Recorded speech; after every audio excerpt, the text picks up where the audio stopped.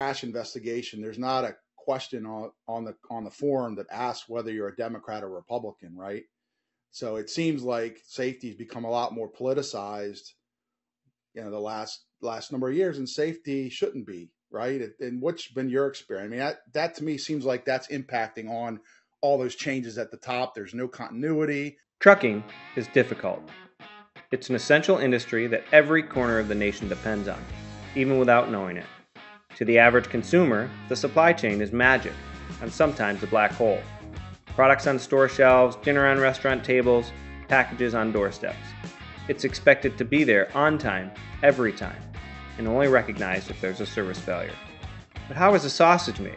Who's talking about the issues that matter to trucking companies? Welcome to True North Truck Thought, or the TTT Pod for short. A monthly podcast hosted by Scopelitis Transportation Consulting and brought to you by TrueNorth Companies. We're here to demystify the magic, address the black holes, and to talk trucking to the industry we love. Whether it's the latest research, upcoming laws and rules, safety issues and solutions, or practical discussions about real-life supply chain challenges, the TTT Pod is here to help the most important industry in our country to navigate its greatest challenges and opportunities. We bring together some of the best and brightest experts to talk about and tackle some of the most pressing industry issues. So without further ado, I'm Steve Keppler. And I'm Sean Garney. Let's get trucking. Hello, listeners. Today will be a little bit different on the TTT Pod. While we normally focus on specific issues or current events, today, I think we're just going to talk a little shop. That's because we're lucky enough to welcome friend, colleague, and commercial motor vehicle enforcement guru Jack Van Steenburg to the podcast. Many of our listeners probably recognize the name, as Jack's been a staple in the industry since his early days working for the New York State Police in the 1980s. In May of this year, he retired as the Assistant Administrator and Chief Safety Officer of the Federal Motor Carrier Safety Administration, the agency's top career post. Jack, welcome to the podcast. My honor, Sean. Thank you for inviting me. You bet, you bet. Also joining us from True North today is Account Executive Chad Graber. Chad joined True North in 2021 from Suntech TTS, where he's responsible for insurance claims and carrier compliance. Thanks for joining us today, Chad. Thank you, Sean. Thanks, everyone. You bet. And before we jump into the meat of the podcast, Jack, I have an important question for you, knowing that you're a New York State native like I am. Who's your favorite professional football team? The New York Giants. Okay. Well, it's been a good podcast. Thank you. Yeah, they're not faring too well this year and last year and the year before. So I'm a Bills fan, so I have a uniquely bad taste in my mouth for the Giants. But well, I do like the Bills, and I have a lot of friends that are part of the Bills Mafia. Well, and I'm wearing purple because the Baltimore Ravens is my team, and we beat the Bills pretty bad this year. So I remind Sean of that all the time. Yeah, let's pile on here. Chad, you got anything you want to say about the Bills before we get going here? No, my best friend from college is a Bills fan, and so I get to listen to him every year after they crash out in the playoffs. Louise, man. I am not winning. You opened the door, Sean. That's true. It's true. Well, I think we'll start the conversation, Jack, just talking about an issue that's just near and dear to Steve and my heart. It's part of our mission. I know it's always been part of your mission as well, safety.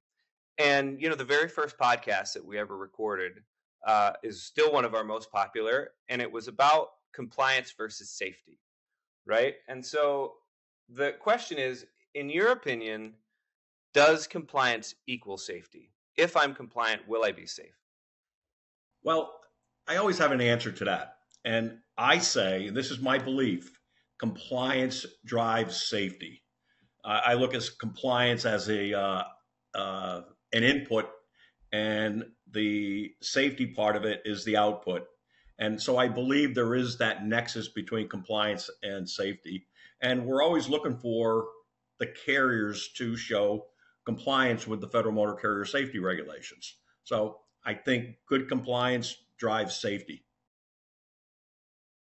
Okay, I'll take that.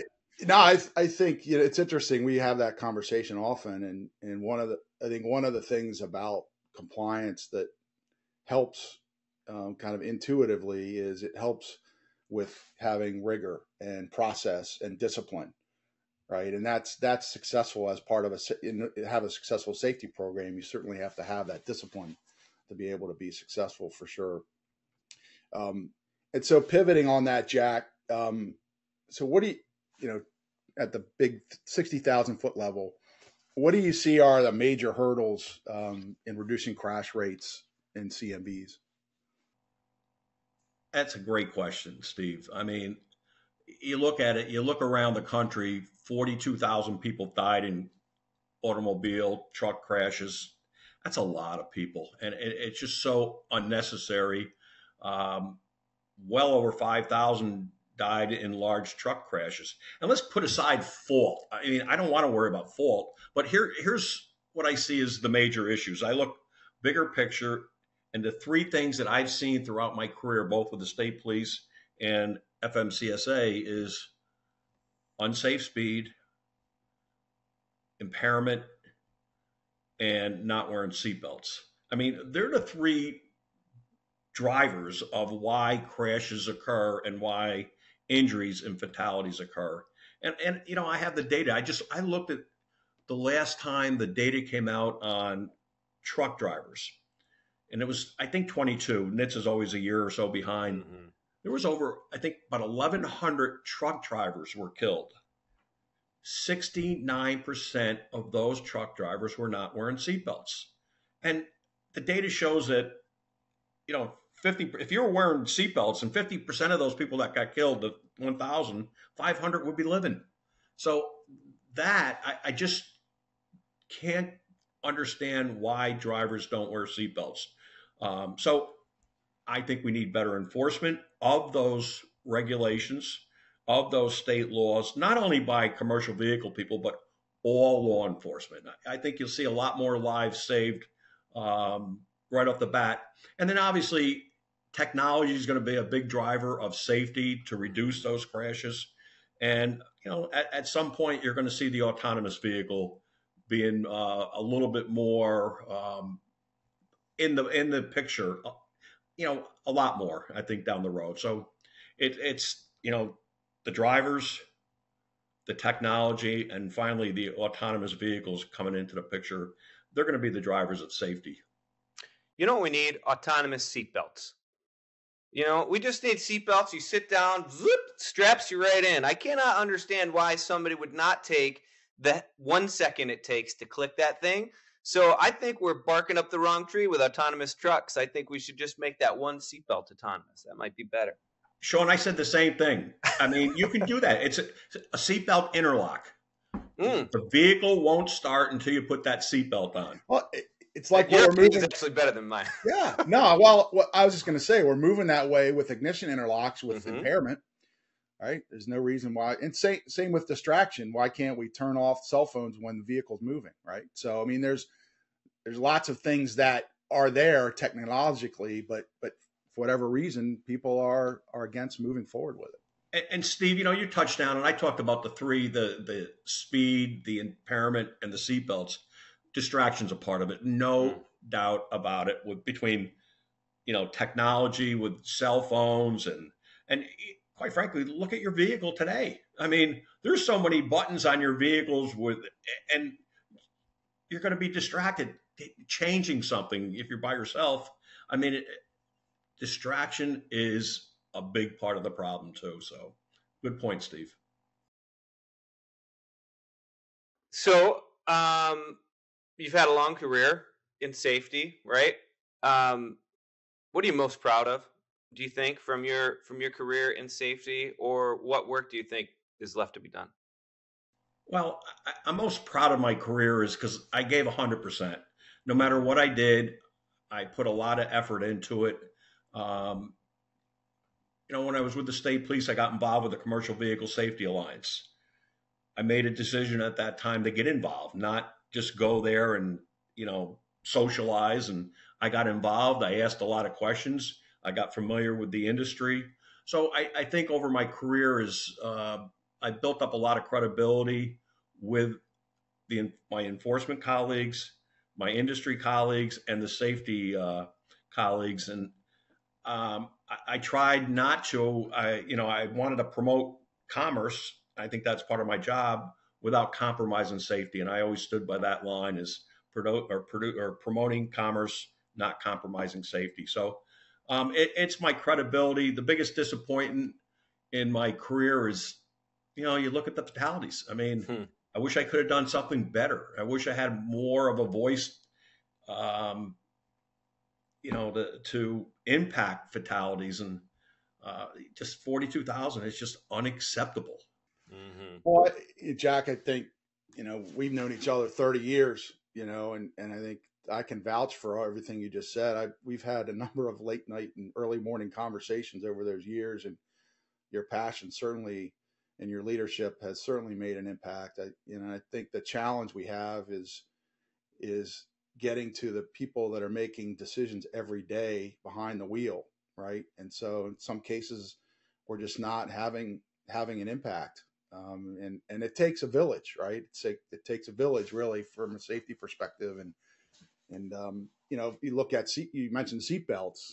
How long did it take to make that really on the car side, right? I mean, it took forever to affect that change, and it just requires, I think, your experience. It takes consistent beating that drum and education and enforcement, and that's what it took. I mean, as a matter of fact, New York was it was the first state to have a seatbelt law in the nation.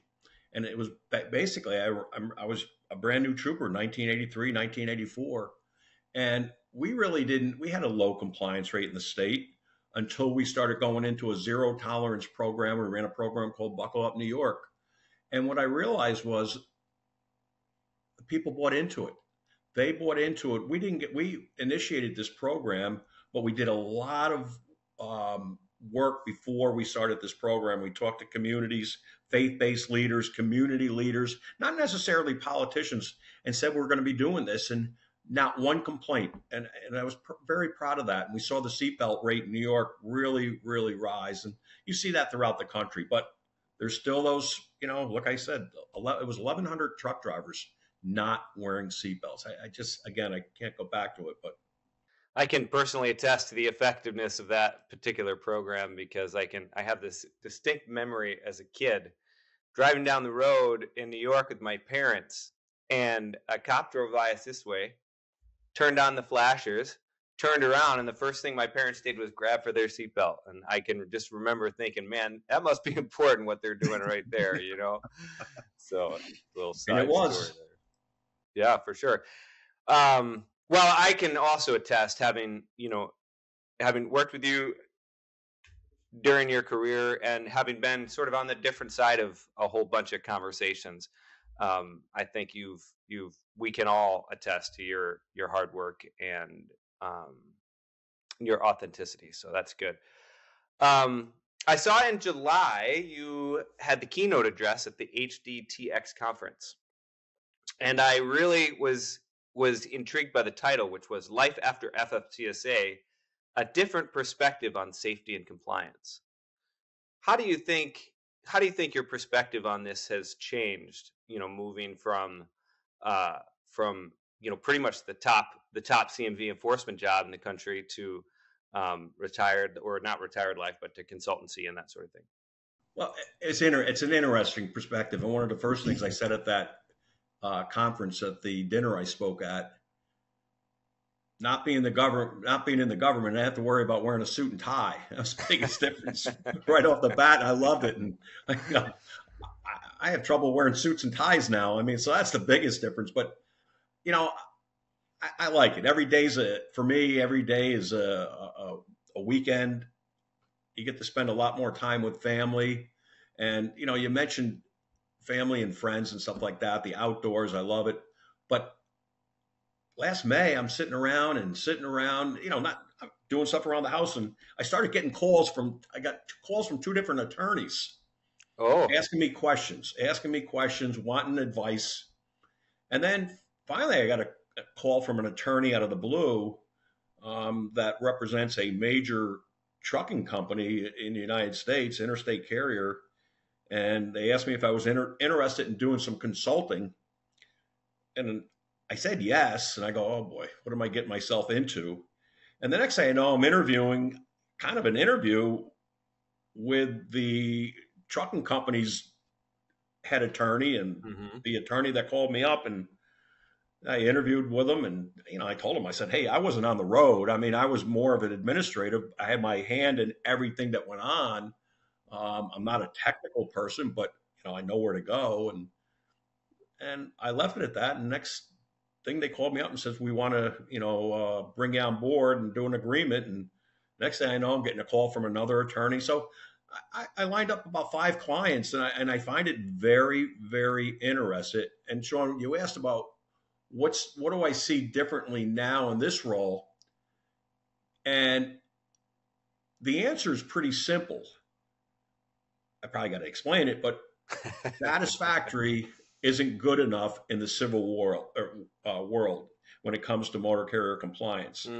Just because you have a satisfactory rating with FMCSA is not good enough, because that plaintiff's attorney will look at everything about that motor carrier, about that driver that was involved in, we'll say, a crash, because that's the incident that there's a litigation about, but they'll pick everything apart. I mean, you could have that satisfactory rating, you could have a good out of service, vehicle out of service rating and so forth like that. They're going to pick it apart. So you really got to be at the top of your game when it comes to a civil lawsuit.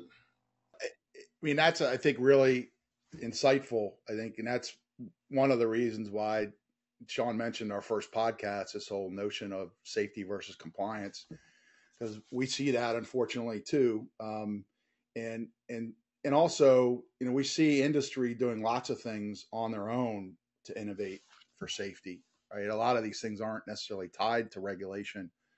And so given what you just mentioned, how can we convince people that, how do we get more and more carriers and drivers? Because you mentioned the 3 things: driver behavior and technology, right?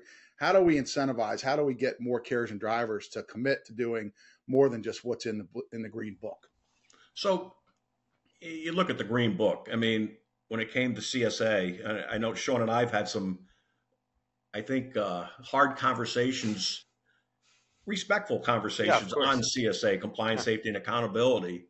And there's some flaws in it. But that Green Book, 899 violations. I mean, half of them, you throw them out the book window. I mean, they're not relevant.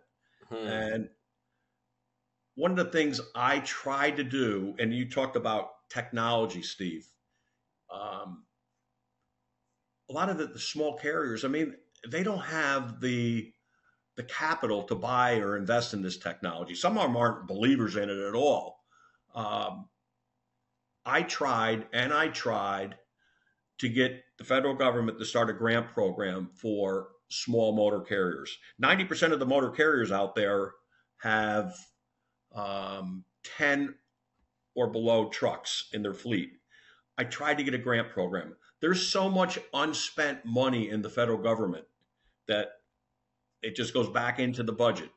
I tried to get that unspent money, unobligated money, to be put into a grant program for the industry, and that didn't go too far. But it made it up to the secretary's office, but that's where it didn't go anywhere. So that's one of the things that I think that would have provided opportunities for smaller fleets to invest in technology.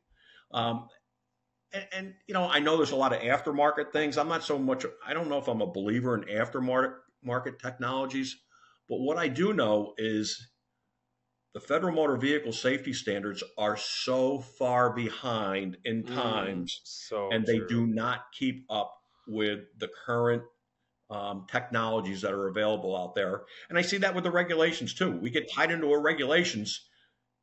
You can't change it. It doesn't happen overnight. And that is so frustrating. Well, you're exactly right. I mean, that's one of the things that we were going to talk about a little bit later, but since you opened it up, are you moving on to government, Steve? I think so. Okay. Can we pause then quickly, get our sponsors word in? I think that's a great spot to stop here, and then we'll come back with your first question. That'd be all right? Yeah, of course. Okay. Since 2001, we've been partnering with top-tier transportation firms, building custom solutions, delivering tangible results. Our mission remains steadfast, to help transportation companies like yours in protecting and maximizing assets, resources, and opportunities. Whether you're a motor carrier, freight broker, owner-operator, or a final mile service provider, we're here to support your unique needs. Reach out to our team of specialists to learn more about how we can tailor a comprehensive solution to meet the needs of your business. So Jack, just to further that conversation, why does it take so long for government to get stuff done from a regulatory and policy perspective? Well, I'll go back to when I first started in 2008 with the federal government. I remember, before that with the New York State Police, we get things done. We have a new policy coming out. We'll walk it up to an attorney and go, take a look at this. It'll be back down in your desk the same day. And with approval, walk it up to this superintendent's office, approved. Well, when I was with the federal government, my first administrator, and I'm not going to name names, but my first administrator, I knew him in prior life as he was a major with the Indiana State Police. And we became friends over time. This is well before both of us went to the federal government.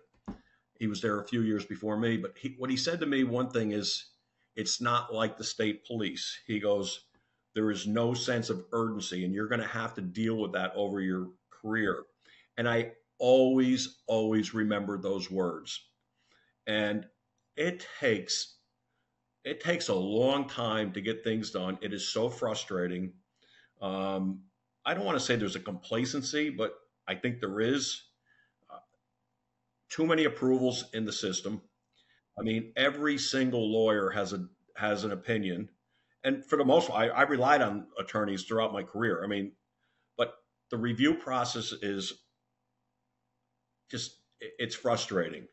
And then if you look at try to get a rulemaking done, the obstacles you have to paperwork reduction, the economic benefit, and then you got to get the economist involved.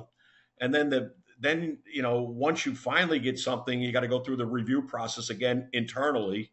So every office has a say on the rulemaking. Then every attorney has a say, and then every executive has a say.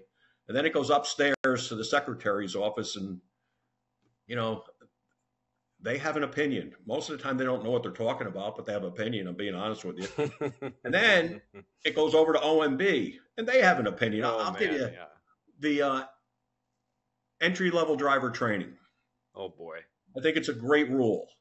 Well, that went over to OMB with an hours attached to the on-road. It went over with hours on it. OMB would not approve it unless we made it performance-based. So you had a decision. Do you want to get it out the door, or do you want to just say no and argue with OMB? Well, the answer, the administrator at that time said, let's just get it out the door. And that's how it went out. OMB is the one who had the final say on that, and they wouldn't approve it. So you have to deal with some of that, politics involved. And that's frustrating at times too. So, I think, and I get it. And I know it's frustrating. And so, given the fact we started this by talking about what are the main drivers of kind of the future of safety, not necessarily being tied to regulation. And if the government can't keep up with its regulatory responsibilities and keeping the book current, do they lose relevance if they don't change? I think so. I mean, look at ELDs. I mean, when did that come out? Was that 8 years ago? Or I'm going from memory, which is problematic. But electronic logging devices, those technologies, specifications, they haven't changed. So they lock themselves into regulations. And, I know there's ELD rulemaking out there now, but it's been delayed and delayed and delayed. So I've always said, my push, and I'm dealing with attorneys again, and they know the laws a lot better than I do when it comes to that. But I said, we can't lock ourselves in. Can we just get specifications, or adopt by reference? And as the technical specifications change, automatically update those regulations. I don't know why we can't do that. To me, it's common sense, but sometimes common sense doesn't apply when you're with the government. Jack, given the bureaucracy that you've just described and the challenges that presents, and how technology is far outpacing, regulatory realities, as well as the plaintiffs bar being far more agile, I just wondered if you could touch on maybe what is the process internally that they're going to take. They're going to take a look at whether it's a new technology, whether it's some sort of development based on data. What is the general process that they follow to do an actual review of any development that may come through? Well, I'm thinking about autonomous trucks as an example. Like, where are they on that? Is it even on the radar? On what specific rulemaking you just? I'm thinking about autonomous trucks. Like, how far down the path are they with even reviewing that, much less how they're going to address it? So, autonomous vehicles, the regulations started with the prior administration, the Trump administration. And I think they came out, I don't even know if they did, I can't remember, it maybe with an advance notice of proposed rulemaking. So that was about 5 or 6 years ago. Mm-hmm. And where is it today? It's still sitting at FMCSA. And, I say that to the industry. I said it might be a good thing because, but I say it might be a good thing, Chad, because right now they're not locked into a federal regulation. The problem is they're going through a myriad of state regulations as well. So that's sitting at FMCSA. And I can't remember. I have it written down. It might be at a supplemental notice of proposed rulemaking. Mm-hmm. I can't remember exactly where it is. It's just right now it's not going to happen because we're in the election year. So everything shuts down in May. So you're not going to see that regulation. They actually have it coming out. The truth is told. 12 of 24. I can guarantee it to you, it won't come out 12 of 24. I mean, you're not going to get any regulation out the door in December. But the process, Chad, on that is, since it's technology, our research office takes the lead on it. And they got a team together with autonomous, vehicle experts, and they use research out there. They try to, have meetings with all the autonomous vehicle industry. There's a lot of considerations on this rulemaking and what's going to go into it. Do you have a specific US DOT number tied into that autonomous vehicle company, or that specific? You may have a major trucking carrier that uses autonomous vehicles. Do you have some type of indicator? There's other issues like insurance. Do you have to? Is it going to be your basic $750 million? What highways they can drive on, or is it going to be limited, to certain highways? I don't know. So there's a lot of things that they're considering. One is technology fraud. And so cyber attacks, you don't want, last thing you need is a autonomous vehicle being used as a weapon. So there's concerns like that. And the simple question I have today, I saw something on LinkedIn the other day, and it was talking about the autonomous tractor trailer moving left. It says it was abiding by emergency response vehicles. But what I saw was those emergency response vehicles were on the right shoulder, and some of them maybe into the right. It was a 3-lane highway into the roadway as well, shoulder and roadway. And the autonomous vehicle, got out of the right side, went over to the left as far as they could, as they should. But my response, and I got a reply, but it really didn't answer my questions.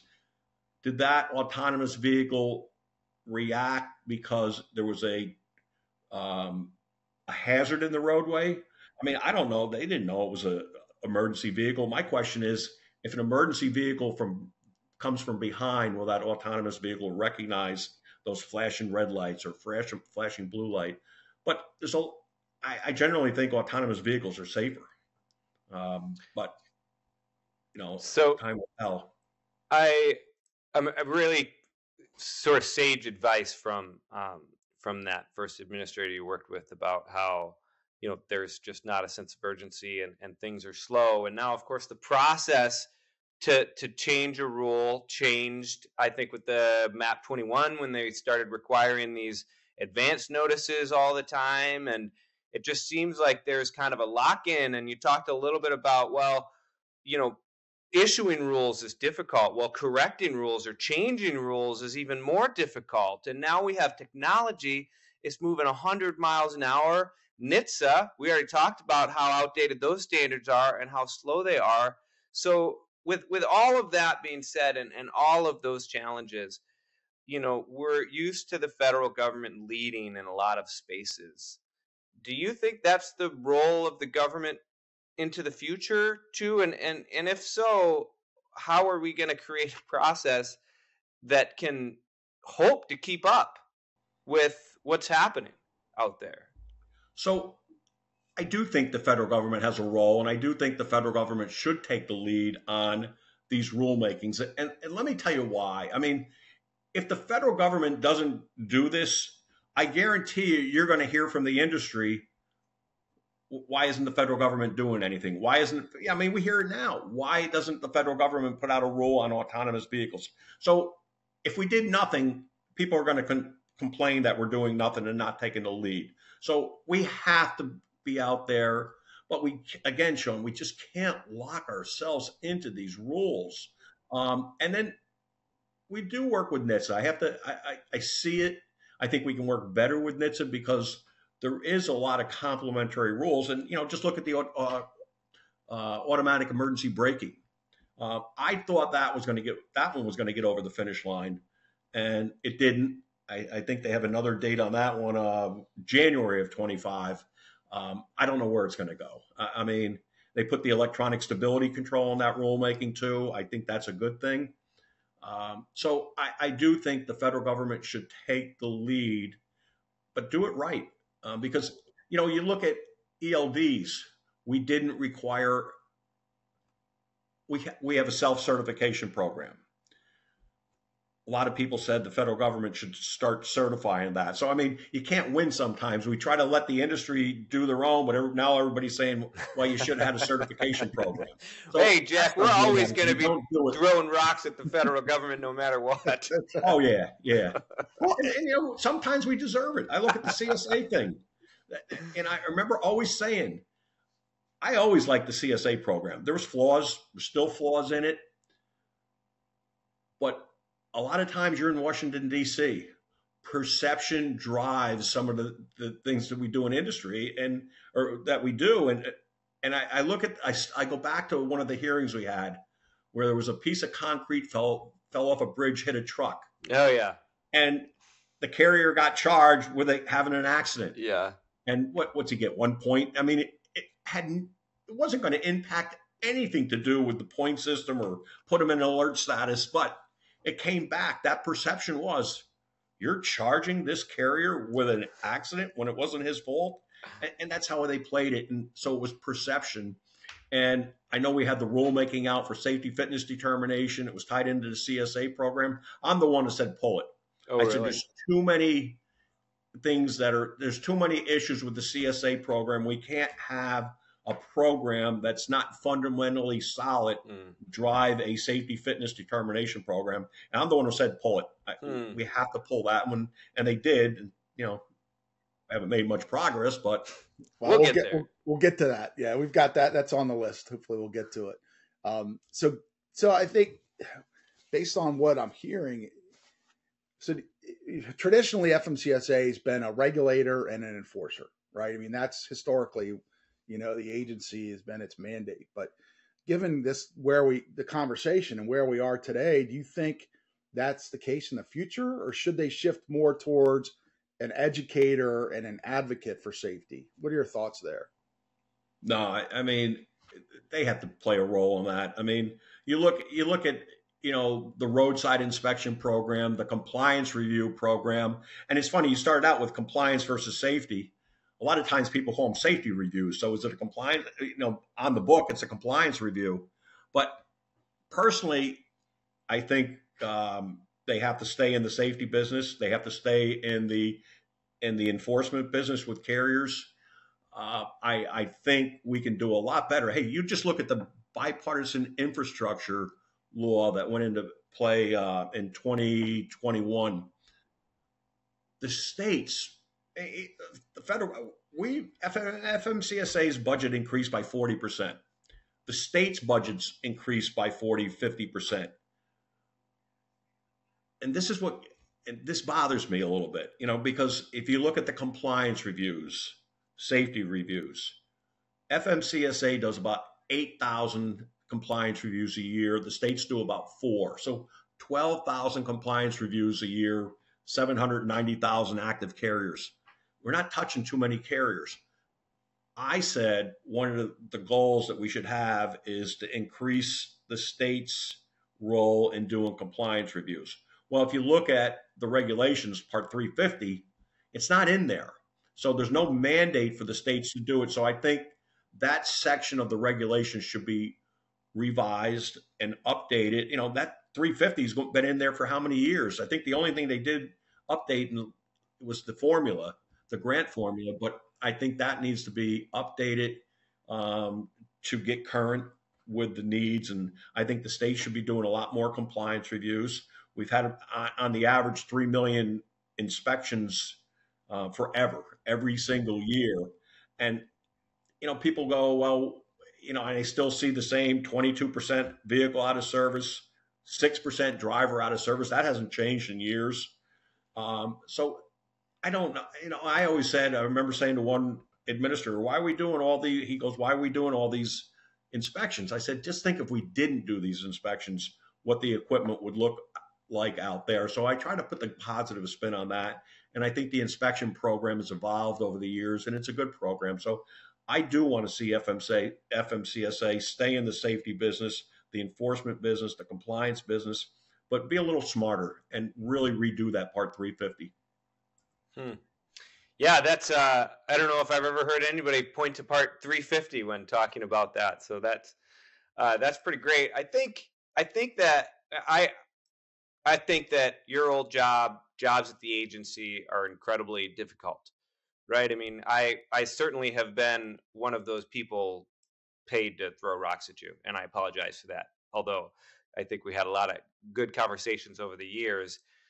One of the challenges that I know that you faced in the last, 5 to 8 years has been the incredible turnover at the political top. All of those different administrators. I mean, I think we could all right now probably name the last 10 administrators that came in the last 5 years or so. I mean, I know that's an exaggeration, but what kind of impact does that have on somebody like you who held the top career job and would get new politicals in, and I imagine would have to train them up on and teach them some of the issues, and how does that impact this rulemaking process and this sense of urgency? What's been some of the challenges there? Sean, that is a perfect point. As a matter of fact, I was at a retirement function last night for an FMCSA colleague that I work with over the years. And basically what I said, it was one of the reasons, and I was ready to retire. It got tired. I mean, you got tired of really bringing on a new administrator up to speed. You look at the Trump administration, I think we went through 5. This administration, we're on number, 3.5. I mean, you had Mira Zoshi, you had Robin Hutchinson, people in between, Sewell Laws took over acting as a deputy administrator. Now you got Vin White. And so they come in, they have their own style, they have their own thoughts, but most of them don't have a clue about what goes on at FMCSA. And so you have to, and so it's like, you had Mira in for a year, Robin in for a year and a half or 2 years. You have to get, the first thing they want to do is meet who are the players. So you have to introduce them to the staff. So you hold staff meetings. You go over every program that the staff has. And this gets redundant for me and it gets redundant for the staff. But you have to get them up to speed. And getting up to speed, I'll use CSA for a program. That's the last thing that they want to hear about is CSA. And it's probably one of the most difficult programs to explain to them. Forget the item response theory thing, but so you wait at least a year to get them up to speed. But then after you try to get them up to speed with the programs, the rulemakings, then they want to meet everybody in the safety advocacy field.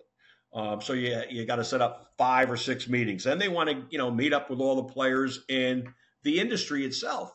The ATAs, the OIDAs, the National Private Truck Council, truckload carriers. And then you got to meet them up with the bus industry. That takes time. And it is frustrating. The Trump administration, I think we went through 5 of them. Some of them had a working knowledge of it. Jim Mullen came in, he knew what he was doing right off the bat. So that didn't take time at all. But this administration, I think they've had great, with Mira and Robin, very dedicated, hard workers, but they came in from the outside, didn't have a clue about USDOT and nonetheless FMCSA. So it's a learning curve for all of them. On my end, it just grew old. And so it slows the process down big time. Well, and I think it seems like that's, we've had many of those conversations over the years. I know it's tough. And I think, when there's a crash investigation, there's not a question on the form that asks whether you're a Democrat or Republican, right? So it seems like safety's become a lot more politicized, the last number of years, and safety shouldn't be, right? And what's been your experience? I mean, that to me seems like that's impacting on all those changes at the top. There's no continuity. What's your sense there? So it has become politicized, and I remember in this administration, I was there, for 3 years of it. It's a good thing and it's a bad thing. We had a lot of communication with the White House. I mean, I personally were there. I was just an awful lot, but they also interfered with so much, and mainly with the emergency declarations, and that's another joke. I know there's rulemaking out there to fix it, but they really got themselves involved with everything from baby formula to car parts. And you saw it written into written into some of these emergency declarations. Yeah. They interjected into the pilot program for 18, 19, and 20-year-olds. Yeah. They were involved with that as well. But what are you going to do? They're the White House, and that's part of the politics. You have to deal with it, and I have to deal with it to deflect everything.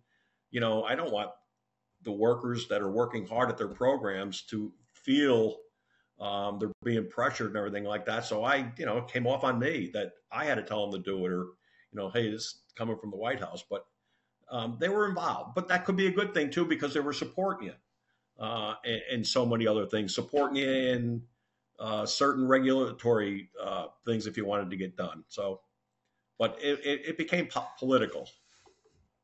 Yeah.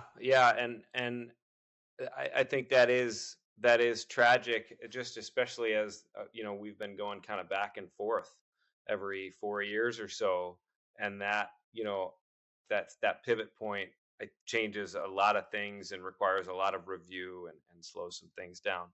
We talked about kind of government and the rulemaking process and how challenging that is and how slow that can be. But the government has lots of other opportunities too, right? And CSA is not technically a rulemaking, enforcement opportunities, data queue opportunities. One thing that Steve and I have been passionate about over the last few years or even longer, in fact, has been the potential for a beyond compliance program, a program that looks past those minimum regulations and really encourages folks to adopt practices, programs, and technologies that can really help them improve without the fear of a compliance review, which only compels motor carriers so far. What are your thoughts on beyond compliance, about its prospect as an opportunity to encourage fleets to improve on their own? So I like the concept. I mean, anything you could do to get carriers to improve themselves. And if you look at beyond compliance, it wasn't just technologies. It was basically, come up with a great safety program as well. So I liked it. The problem is, Sean, and I don't want to start out by saying the problem is, I like the program, and I'm using the word but. How do you assure that a carrier is maintaining that technology, that carrier is doing something with it? Just an event data recorder. Oh, hey, I'm putting event data recorders. I'm going to make sure my carriers are safe or drivers are safe. But how do you maintain that knowledge that they're holding drivers accountable? They're having training sessions, lessons learned from what we're seeing on the event technology, data recorder. So who's going to do that?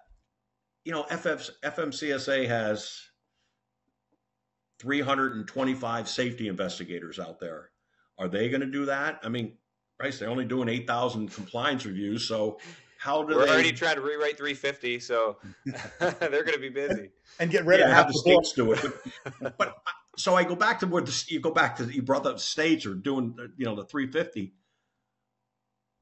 I remember when the bill was passed, I was meeting with OST on a regular basis on how we're going to spend this money, and I said, the problem is the states just can't hire people. The state's got to get approval to accept this money. It's not going to happen as quick as you think and as quick as you like. They're not going to be able to hire people to do these programs, Sean, that you're talking about. We could have used the states to assure that motor carriers are maybe, enacting this beyond compliance program. We could use contractors, but it's not as easy to spend that money as we think it is. Just because you have money, a lot of states aren't spending that money. And that's why I wanted to use that money for the industry to give them the incentive. So if you gave, I'll just say $50 million to the industry for technology, I mean, that could be their beyond compliance program, but you got to work with Congress on that as well. But I like the thought of the beyond compliance. I just don't know how to assure compliance with the beyond compliance program. That was my big issue all along with the beyond compliance. Yeah. It's like brokers. I mean, I get it. I understand why the industry wants us to enforce brokers regulations, but again, it comes down to a staffing. What's your priority? How many brokers are out there killing people? And so that's what I always weighed. Every complaint that come into the Justice Department or DEA on drugs, they're not going to take a case. So that was my mindset, was I had to prioritize these complaints. Yeah. Yeah. Well, and that's legit. I mean, that's an important function of the government, right? I think, you've got to follow up on substantiated stuff. So a little while back, you mentioned CSA and the like. It's clearly been one of the most impactful programs that the agency has had on the industry in recent memory. Some cases, I think it's been good. In some cases, not so much. We hear often from carriers we work with that they feel like they have to chase CSA versus focusing on safety, right? And so because it's being used in lots of different ways it wasn't originally designed for. So in your experience on the inside, what you've taught, I mean, where do you think it could be changed to improve it, and where do you think it's going? So, I mean, I heard what you said, the carrier's got to chase CSA, but if the carriers chased their equipment, if they chased their drivers, they wouldn't have to worry about CSA. In other words, if their drivers weren't getting speeding violations, seatbelt violations, cell phone violations, or if they did their pre-trip and, if they had a great inspection, maintenance, repair program, they're not chasing CSA. They'd be doing the right thing. So to me, that's an excuse. There is flaws with CSA, no doubt about it. I mean, again, that was an eye-opener for me when I saw, that report that came out from the National Academies, 899 violations in CSA. And then, I asked a lot about the severity weight. How do you come up with the severity weight? There's a bunch of people getting in a conference room and going, okay, that should be a 1, that should be a 3, that should be a 9. Basically, that's how it happened. And I think they have some good changes in place. Again, it's taken so long to implement those changes. I mean, I would have thought they'd be done, but again, it goes back to what Sean, you said with the myriad of administrators coming in. They're not going to let you do a rule. They're not going to let you go out with a Federal Register notice to change a program unless they knew what it's about, and they're not going to commit to it. I do think there's some flaws still in the current system. The item response theory was a joke. For the national academies to come out with that, I mean, it was a joke, and it was never going to happen. The agency spent countless hours and hours trying to make it happen, work out the formulas. They couldn't explain it. Nobody could explain it to anybody. What I do see is, and I didn't see this as much while I was in there, but I was concerned the different out-of-service rates in different states. And I know that was a concern to the motor carriers that, hey, we go through this state and we're getting flagged. We're getting, I think Nebraska has a 40% vehicle out-of-service rate, where Mississippi has a 10%. So I had the research office come up with, I wanted to see the data on every single state, driver out of service, vehicle out of service, and inspection violations. And the range was unbelievable. I just could not believe it. And we showed it to our partners over at the Commercial Vehicle Safety Alliance. And, CVSA is supposed to be about uniformity. And I got to tell you, there is uniformity, but there is a heck of a lot of ranges in certain states. And so I get it from the industry's concerned about that disparity from state to state. And there was not a fix. If you look at the Federal Register notice on the CSA program, they did not address statewide disparity. Yeah, and that's one of the biggest things that the industry's been concerned about, because it's more, and oftentimes where you operate, not how you operate. Right? Well, yeah. I go back to, and this is, we mentioned football in the beginning, and there's a penalty that they called taunting. And I remember a coach saying, he goes, I'm okay with taunting. He goes, my job is to keep that other team out of the end zone. Then we won't have taunting. So I'm not doing my job if I allow someone to taunt me. So I go back to the industry. Do your job, pay attention to your drivers, and make sure you have good, clean equipment that's, in a state of not needing repair all the time. You're not have to worry about that state disparity. Yeah, no, it's a good point. It's a good point. So this conversation is and has been fantastic, and I sadly have the job of trying to bring this plane in for a landing as we come on down. So I thought maybe we'd move to this last chapter, and I think we and certainly our listeners want to know a little bit about kind of what you're doing in this new chapter, a little bit about CMV safety experts and what you're doing there, and what your goals and objectives are. Well, thanks for that opportunity, Sean. And I do want to come back and just go recap. And I love my time at FMCSA. Don't get me wrong. I mean, so many good people and hard workers there, and they're faced with the bureaucracy and so forth like that. And I never thought I'd have a second career like I did. So it was an honor working for FMCSA and representing the workers at FMCSA. And it was an honor meeting with the industry people. I have more respect for the motor carrier industry. And so it was fun, Sean. I was blessed to work for FMCSA. Frustrating at times, yep, but that's life. So earlier on, I mentioned a bunch of attorneys reaching out to me for free advice. I mean, hearing attorneys looking for free advice, I said, okay. Yeah, so, you get to charge $600 an hour, and I got to tell you something for free. Yeah. So I said, I talked to my wife about it and said, I'm going to try to just do a consulting business, keep it part-time, work as much as I want, but I got into it, and I really, really enjoy it.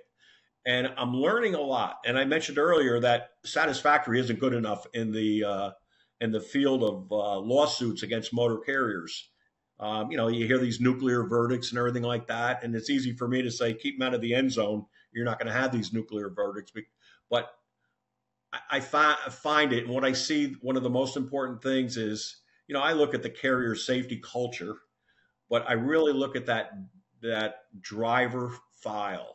I look at the policies. You talk about beyond compliance, but safety programs is part of that. I really dig into that safety manual, their safety policies, and they're great on paper, but you have to make sure that they are carried out, and there's checks and balances. So I'm asking all carriers to, do your own audit program of your own policies, of your own drivers, drug and alcohol testing. I look at that. A lot of people don't know about drug and alcohol testing. I mean, I just can't believe it nowadays. But so what I'm doing is I'm going over the driver, and most of these cases involve a crash. So there's a litigation about a crash. Okay. Some are labor issues and so forth, but I look at the crash itself. I look at the driver, then I look at the driver's entire history. I look at that driver qualification file big time. And there's a lot of responsibilities in there that, you say you're going to do it on paper, but I make sure that these carriers are executing the Federal Motor Carrier Safety Regulations and carrying out those regulations. So it's a great opportunity to work with motor carriers. Hopefully, every one of my cases has been on the defense side where I am trying to defend a motor carrier. And, the motor carriers that I'm working with are good, safe carriers. They unfortunately, they were involved in an incident. Yeah. And most incidents are these crashes. So, and it goes back to the same three: seatbelts, speeding, distraction, and impairment in a couple of these cases. But I've learned a lot on that. And what I've really learned is that satisfactory is not good enough. So those motor carriers really got to set the bar at a higher level in the civil world out there. So that's what I'm doing. I'm trying to make motor carriers better and help them out in some of these cases. Jack, can I ask you? Let me ask you one quick question on that, since you brought that up. I've heard it even in my experience. There's a theory out there as far as the safety manual and the driver's handbooks that less is more, and you probably know what I mean. Less you put in writing, maybe the better you're off from a discovery standpoint. I'd love to get your take on that, or at least get your thoughts on that, to see what your experience has been in the context of your consulting work. So it's funny, Chad. I've seen manuals, operating manuals, safety manuals that are this thick, and I've seen them that are this thick. And you try to find that balance, and I read every one of them. The more you put in, the more you got to act on. And that could be an issue, because that plaintiff's attorney is going to look at that manual and he's going to check the box on that manual. He's going to ask that carrier, did you do this? You didn't do this. Why? It might have nothing to do with the case, but why aren't you holding a driver accountable? Why doesn't your trainer have, your vehicle inspector have that proper training? What are you doing on training your supervisors? It says an hour for alcohol. It says an hour for drugs. I don't see that documented so you can get yourself in trouble. And that's why I said you got to audit your own programs. Yeah, totally agree with that.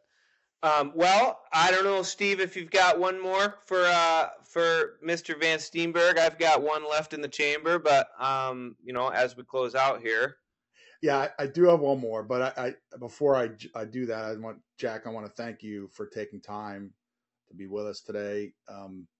You've been a champion for safety your entire career, and you really have a lot to be proud of. And there's more to go. And so I'm happy to call you a friend. And you have made a huge impact. So thank you for that. So if you had one thing to change, to do, that would help safety, what would it be? I know what the outcome is, and that's to get to that vision zero. I could go on about the National Roadway Safety Strategy. And that's what that's all about, is to get to zero. I wish I could help that to get to zero. There's there's a lot more they can do in that program. But Steve, if I could do one more thing, it would be to lower those fatalities with a myriad of people coming together. And that's what I still want to see that. If I can help in any way, right now, as my business CMV safety experts, if I can make a carrier better, that's a step forward in the right direction. So thank you. Yeah, appreciate that. Well, my last question for you, Jack, before I let you go, I am fortunate enough to be Facebook friends with you, and I think the favorite thing that I get to see that you post is your pour of the night. And it's Friday night, and I'm guessing you got a pour of the night you're thinking about. So could you give us a preview for what your cocktail might be this evening? So my wife and I were just up in Saratoga Springs, and it's a great little town. And they had International Food Day last Saturday. So we were tasting samples of food. And then we went into the Cooperstown Distillery and Brewery. Little shop on Main Street, never been in it. And it was about a 70-degree, bright, sunny day. And after tasting some foods, we went in to have a little drink.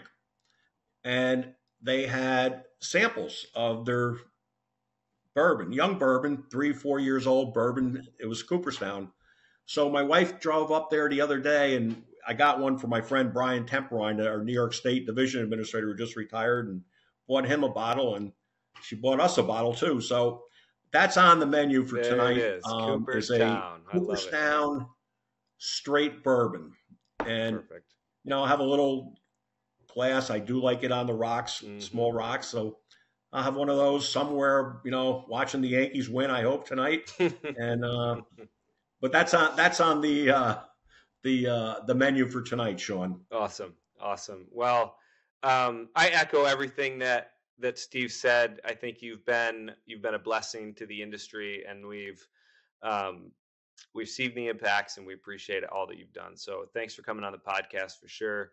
Chad, thank you as well. And Steve, as always, till next time, we'll see you all around the block. Thanks, everybody. Thanks for listening to this episode of True North Truck Thought. If you enjoyed the topic today and want to tune in for future conversations here on the TTT Pod, make sure to follow us. Also, please don't hesitate to let us know which topics you want us to cover in future episodes. Drop us a line in the comments section or send us an email to transportationnews@TrueNorthCompanies.com. Thanks and have a safe day.